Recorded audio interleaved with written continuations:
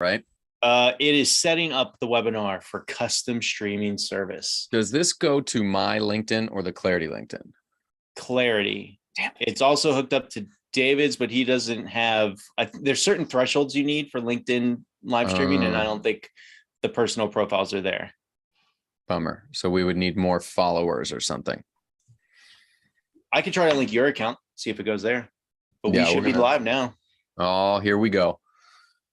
Welcome to the Mike Thomas Show 3.0. For those of you that don't know what that is, boy, do we need links. We need the history. Mike, nobody wants that. Nobody wants that. Let me tell you why people do want that. And as anyone potentially listens to this, is we've been content creators for a very long time, right? Podcasts from way back in the day, writers from way back in the day. And some of that even matters for our subject matter today, where today we are going to dive into how the heck would you choose a marketing company? How should you know? How would you know? What's right for you? And ironically, and I think we'll be very open about this, not just on this Webby and any videos that come of it, it's fully super a-okay if that's not us as Clarity Creative Group. You know, as we have added people to the team and are capable of more things, we fully understand that while we love marketing, love working with different clients, love learning and growing, we might not be a fit for everybody. And I think that the goal behind this piece of content, which is quite honestly what it is, whether or not people come in live or watch after or then check us out on YouTube or any clips that we make, is that we know that for small business owners, we are small business owners, that marketing can be hard. Marketing can be really challenging.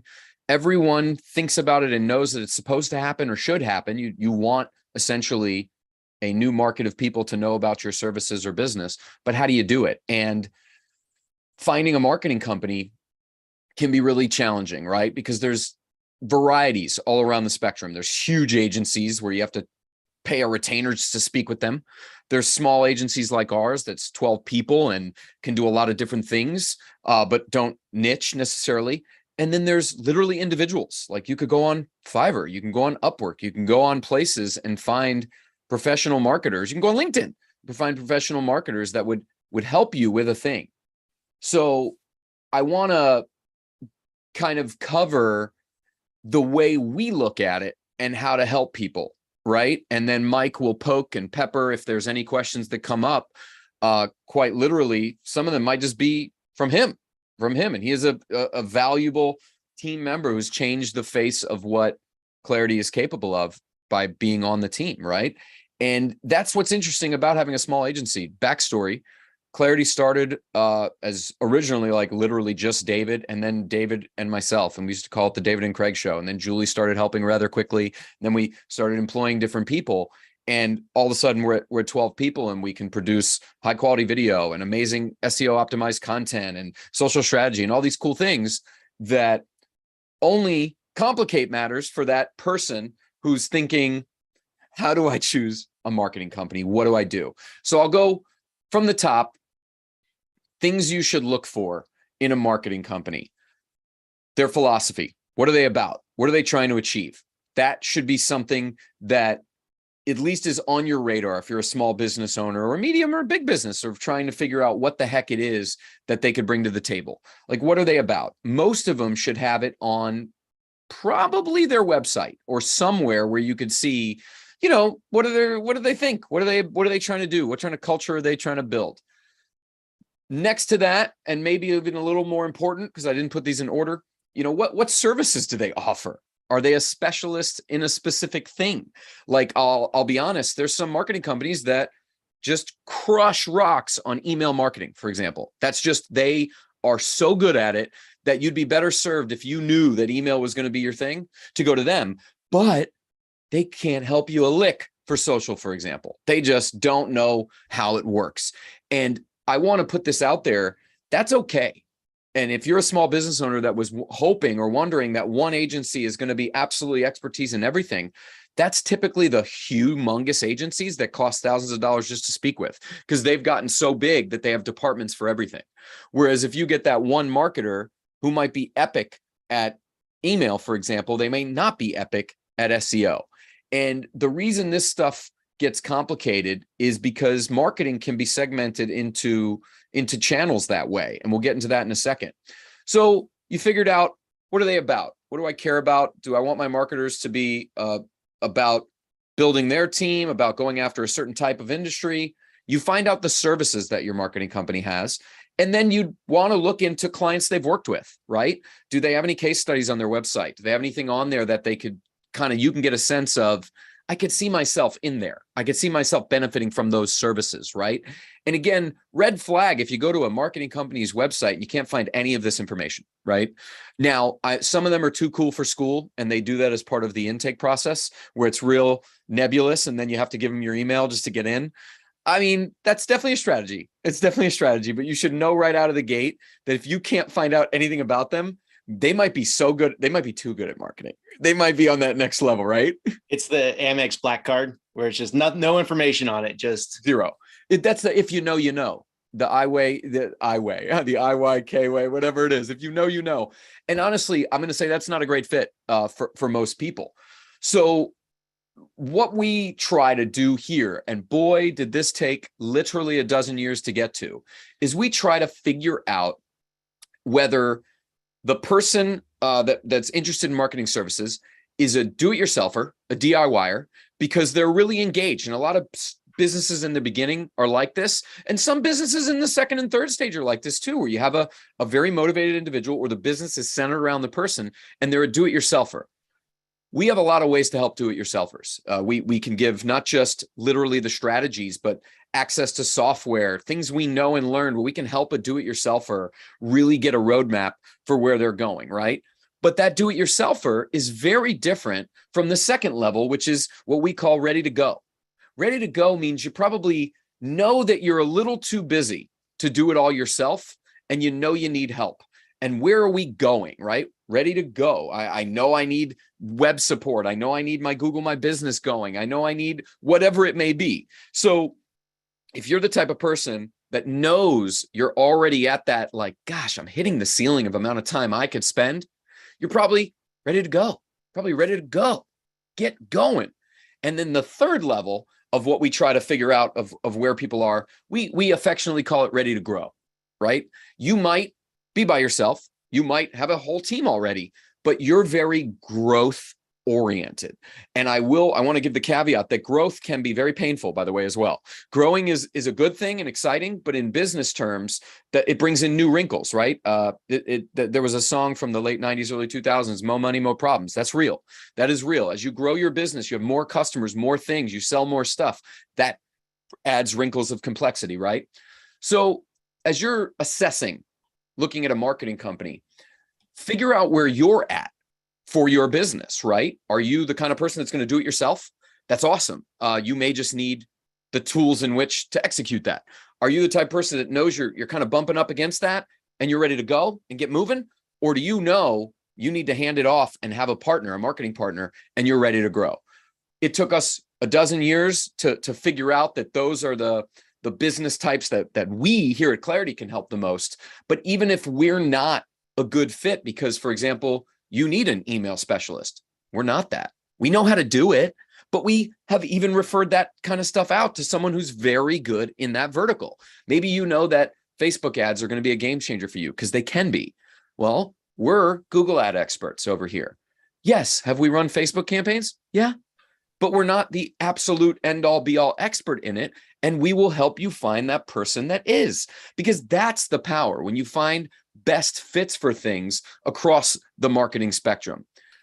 So before I go any further, I get into my rants and my soapbox moment. Mike, is there anything I said that posed a question for you? And it's okay if not, because I have definitely more things I'll talk about.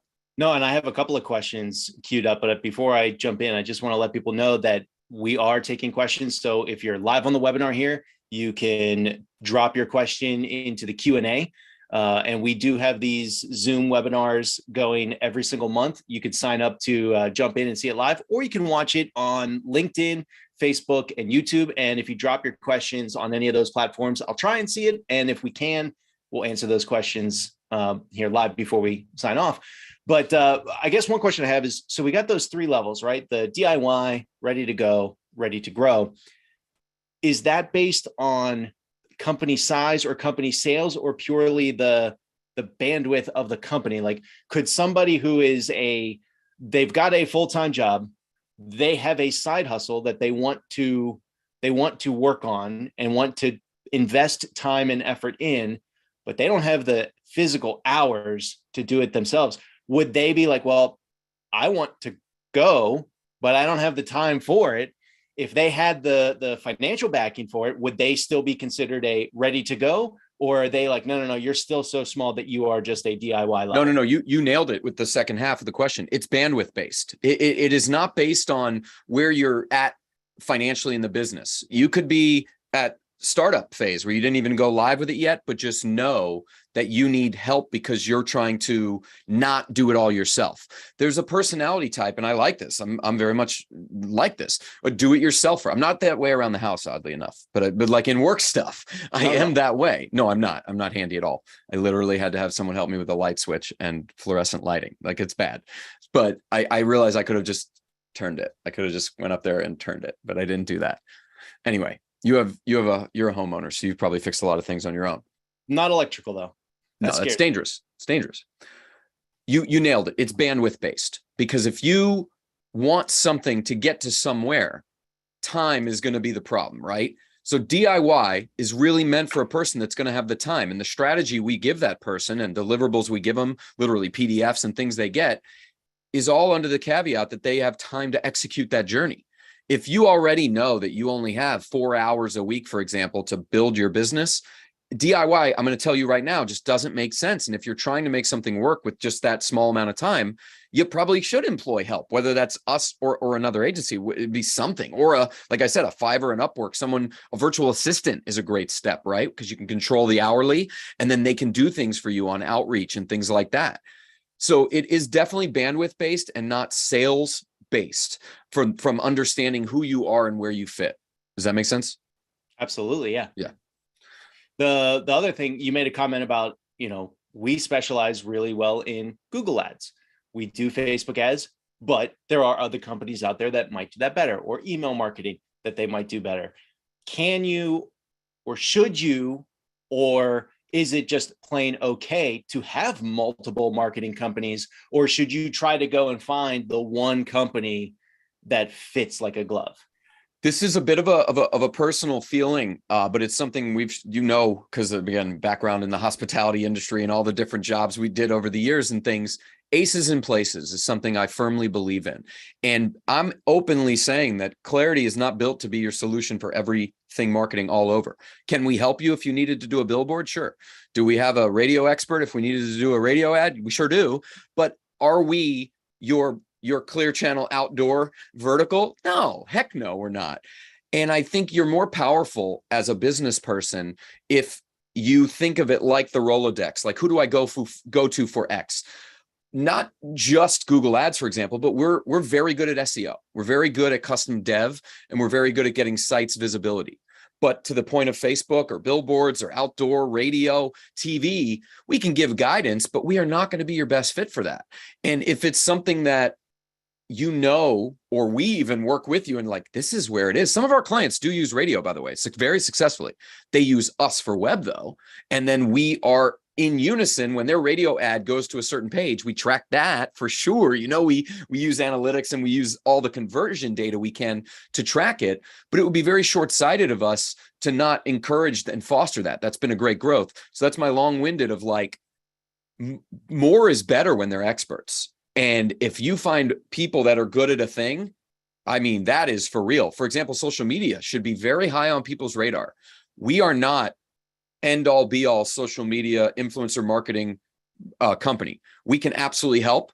We know the rules of play. We understand the algorithms very well, but social media is incredibly time consuming. There are agencies that specialize just in that, or influencers that specialize just in that. That'd be a great asset to a company. I definitely went a few ways there, but the broad stroke of it was there. I would say if you're fighting because you're looking to only one company that could do it all, you're going to be let down.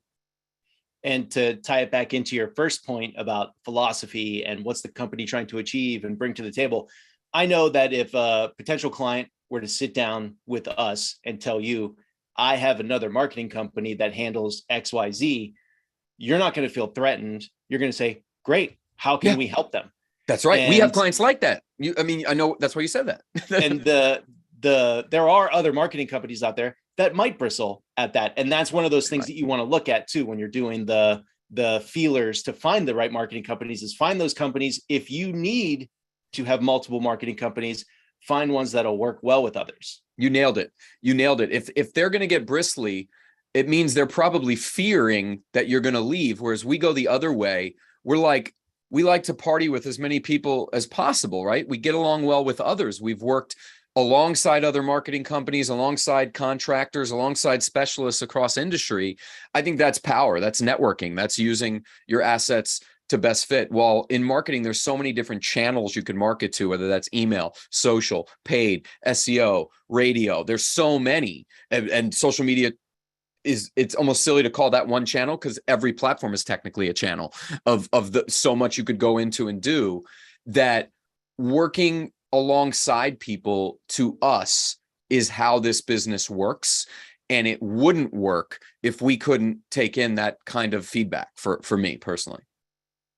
Yeah. So that there's many different philosophies that you should look out for and things to mine. And if you know that you have a marketing agency that you like, but you need somebody to help shore up their weaknesses, or just that excels in something else, make sure that they play well with others. Oh, big time. And it's something we've been strong at, and many other agencies too are strong, because like I said, we've collaborated with some. One big picture thing I want to share that maybe again we might even be able to just clip just the short of this too to put out there, is it's very helpful to you, not just the marketing company you work with, us or anyone. Know your goals, and if you don't yet, that's okay, but spend some time writing them out, researching where you want to get to, because if you're willing to share that with your marketing company, they can not just help you get there, but use their data and their deliverables and provably show you that journey along the way. And that's the thing. If there's never a goal set, and goals don't always have to be revenue. Revenue is important. Goals can be for visibility. Goals can be for, I want a different type of person adding onto my newsletter. There's a lot of different goals in these things, but you need them. And if you don't have them, and if it's just, I need the phone to ring more, sure, that's okay. But anyone could help you at that point, and you're probably not finding a best fit there. So we would push those small, medium sized business owners and new startups to understand what they want to achieve before they're even looking for who's the best fit, because those goals would matter. If your goal is to get it to $1 million in revenue, that's cool. That's important. We can backtrack from there and reverse engineer from there. But maybe your goals aren't that, because at $1 million, you would have to hire 14 more people, and you're not prepared to do that. So I think getting granular with what you're trying to achieve and making them attainable makes sense, and sharing that, not just with us, whoever you go to, even if it is that contractor, that individual, get comfortable sharing those goals. If you're keeping that stuff to yourself, marketing is going to be a tough journey. I actually don't know the answer to this question. I think I know the answer to the question, but if somebody were to come and say, I need, my goal is for my business to do even just, pick a large number, $1 million revenue a year, 5 million a year, 10 million a year, whatever that number is. I would imagine you sitting down as the marketer across from somebody would rather hear that than a more generic, well, I just want to have more business. Correct. And the reason why is with that number, what we do, I like that. I like it because the number then begins a data analysis of, okay, you want to get to 1 million, 5 million, 87 million, doesn't matter. What's your average sale? How many customers do you have right now? How do you get your customers? We take that data And that's where the reverse engineering comes in. And it'll show you rather quickly that $1 million might be ridiculous or $1 million might be too low of a goal right there. Because if we then, using the data that hopefully at that point would be available to you, if you're so early that you've never made a sale and you have $1 million goal, I love that, but I'm going to ask more questions right after that. You know what I mean? I'm gonna be like, okay, what does your product cost? Okay, so you have to sell 11 million because it's 25 cents or whatever. So it's definitely best to have quantitative goals to start the conversation, because that will help data, not just qualitative where it's just like, I want more business. Well, so does everybody, I think, as just a feeling, right? And know that when you share those numbers, your marketing partner should be able to take any of those numbers and use it for actionable data, meaning what is your cost per acquisition? How do ads work to relate to that? That's something we're very connected to, cost per conversion. Obviously, that's from the paid side of things where you're spending a certain amount of dollars. You can extrapolate that to organic when you have good data, meaning we do organic work that brings in this many leads per month on a site. You can start to get there. It's a lot easier on the paid side. But return on investment is a thing that everyone is interested in. So that same question that you shared, Mike, that does come our way. I just want more business. I think that if they're saying it to us, we're following up with questions. I would hope for them that their marketing partners that they're going to would also not just say, yes, sign here. Because if it's yes, sign here, big old miss on how we get there. What happens if a goal, regardless of how attainable is, if it misses? Is it fire everybody time or what? Well, I think some people feel that way, and that's all right. For us, we believe in these three things that have become super important. It's honesty, transparency, and accountability. As an agency and as individuals, I think we care about this throughout. The honesty to kind of look at stuff as it really is, win or lose. The transparency to share that with our clients, and then the accountability to kind of connect to the L's, if you will, the losses, but also have the direction of where you can go next. Have all of our campaigns and all of our ideas been successful? Absolutely not. And I don't think there's a single marketing agency out there that would be able to be honest and say that, because the whole part of marketing for those, I didn't even watch Mad Men, but I know about it. I know it was a very successful show and all that. Good show. Yeah, it's a good show. Marketing's not old. Marketing's not new. Marketing's very old. It goes way before Mad Men too. It was like the first person that had a wheel that held it up higher than another person was like, well, that was good that you held it higher.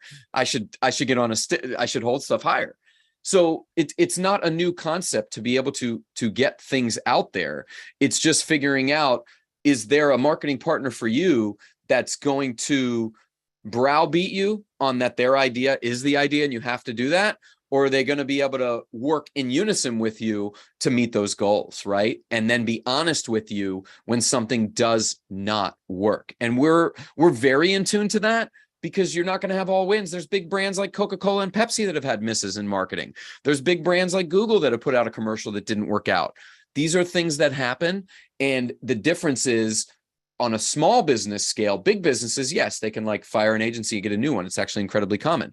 We're in a weird place, and a place I'm grateful and I love that people stay with us. And I believe it's because of that honesty, transparency, and accountability, because it's not that we have to always be right. It's that we have to always be cognizant of the direction the client wants to go. And that's just part of that philosophy thing that we talked about. And that you even asked a little bit about, like, what are we about? We're about serving our clients the best way we can. We've just learned over the years through pain and growth that there is a different type of mindset for a business owner that's a do-it-yourselfer, ready to go or ready to grow. And that was our simple way to kind of break that down for people. Well, I know that we're running out of time. It's almost 5. Yep. I've tried to get as many of the questions in that people are asking as possible on the various socials. So if you did post something and I missed it, I apologize. But maybe we can jump into the comments and still try to get you an answer there on socials there if we did miss anybody.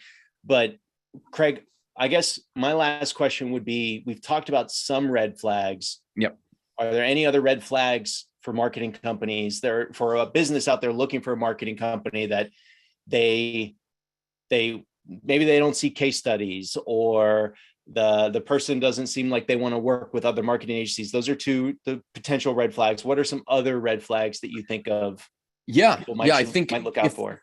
if they're not willing to, not just case study, but if you ask them for like, hey, do you have any people I could call that have used you, and they say no to that, I think that's a huge red flag. I would give you literally the list of all of our clients and say, call them. So call them right now. They'll tell you what their experiences are. And even if they say something bad, I mean, that's their real opinion, and let's go. They should probably stop paying us, but also like that. I want that. That'd be a big red flag for me. If the marketing company would be like, no, you should be able to see that online. Like, no, that would be that. And, or that's all, we've got, agreements in place. We can't talk about the work. Sure. Okay. An NDA is different. Like if they have an NDA and all their work is NDA, then so be it. But that's very unique. That's not even a red flag for you. Like all their work is NDA. If all their work is NDA, I'll tell you, they work at a level that wouldn't be for a upstart or a smaller business. If it's all NDA level, we've had some projects that are NDA where I can't drop the name of the company, but I could show you, I could give you the realm that we were in, that they were Fortune 1000 kind of stuff. And then I could definitely give you like names and email address and phone numbers of other clients. So it'd be strange to me that if it was all behind a gate, if you will. And it would also be strange to me, but I do think this happens, that if they were mean to you in the intake process and rude, that is for me just a fundamental red flag, that your marketing partner, your marketing company should be excellent at what they do. But if someone's talking down to you because you maybe don't have the monthly revenue that they think they need or whatever, that's probably not a good fit for you, unless you're the type of person that likes that sort of thing. Yeah, I guess if a company is being mean to you before you've given them money, that's not a good sign for after you've given them money. I shouldn't have even said mean. I should have said almost like there's certain people that are very successful people and everything, that they're not willing to talk to you unless ... And I just fundamentally disagree with that. While price can be a real thing, that not everyone can afford certain services, that doesn't mean we can't have a conversation and get to great places, and might even have a referral solution or a different solution. And I think that's tough. I always have it in my mind that there's those companies where you just can't get in the door unless you can afford. And I respect it. I get it. It's protecting the time, but I just think there's other ways. Anything else you wanted to cover? No, I think one last soapbox moment is that if again, you're not even at the point where you feel like a marketing agency or a marketer is right for you, the money doesn't make sense, you're not even ready to pay someone to give you a strategy like our DIY option is, you got to look hard at social media platforms. You got to look hard at TikTok. You got to look hard at LinkedIn. You got to look at YouTube Shorts. You got to look at these things that are free, and you got to do them. If you want your business to get in front of strangers, that is the way. These things are available. Try to strip any emotion that you might have from these platforms and use them for what they are. They're a utility. They are a utility. Can we guide you and help you on what you might want to post and all that? Absolutely. But if you're on that bootstrap budget to get things going and still looking for some guidance and help and stuff, shoot us an email, put a comment in. There are other marketing companies that'll do the same thing, that at least point you in the right direction. But know that these platforms are free, and you can use them to get to that next level where then you might be able to afford help. And I think that's powerful. And I'll just chip in on that. You might fundamentally disagree with it, but in my opinion, every platform has value. Mm-hmm. But if you are already pressed on time, or you don't necessarily have a budget and you're just getting started, or whatever the issues are, you might sit there and be like, oh, I got to do Facebook, LinkedIn, Twitter, Instagram, TikTok, YouTube. It's very easy to get overwhelmed. Pick one or two to start and become an expert at that one or two platforms. And it might be, if your business is targeting other business professionals or other businesses, you might want to look at LinkedIn. If you're going after the masses, you might want to be more on potentially TikTok or Instagram or something like that. Have your target audience in mind, pick a platform that you can focus on first and become a master at, and then spread out to the rest. Because I'm sure, Craig, you'll say like all of them have value. Every single one. and you're right. And that could be overwhelming and problematic. And you kind of nailed it. Figure out what's the best fit and lean in there for a little bit. Do it. You'll get some feedback on it. And then we're cooking. Yep. Cool. Well, thank you, Mike. Awesome being here with me. And thank anybody listening. And then this will be up and available on YouTube and all that good stuff. And then hit us up with literally any questions. All right. Have a good one.